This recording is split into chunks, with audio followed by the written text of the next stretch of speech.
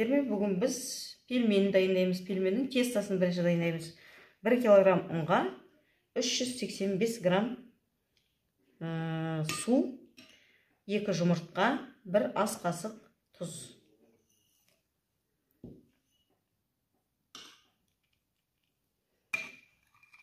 Араластырамыз тұзымызды.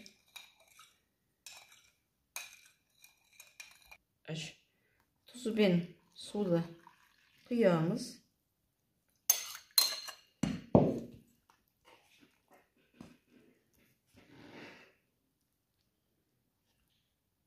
Осыған енді 2 жұмыртқа араластырамыз.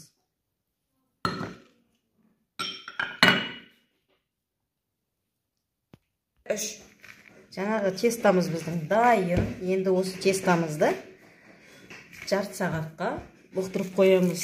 Бұл тестасы дайын болғанша біз пельменнің начинкасын дайындаймыз. Жарты сағатқа начинкасын дайындағанша солай салатанға бұқтырып қоямыз жарты сағатқа. Біз пельменнің начинкасына 400 грамм фарш, 400 грамм лук, 1 столовая ложка тұз и жарты чайная ложка бұрыш қостық. Тестамыздан 4-ке бөлдік, оның 3-еуі міне, 1-еуін мен жайып қойдым.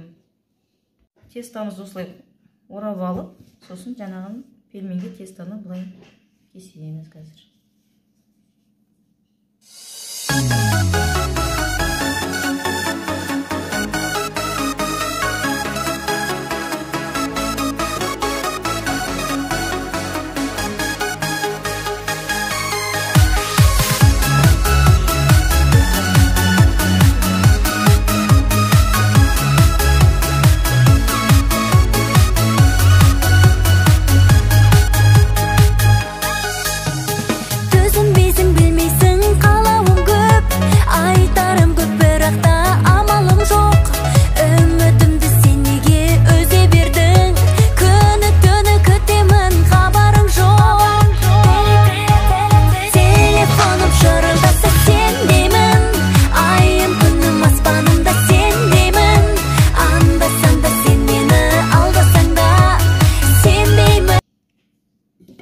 Енді шеттерінің қисықтарын былай алып тастаймыз. Сосын вот так кесе береміз, үзіліп.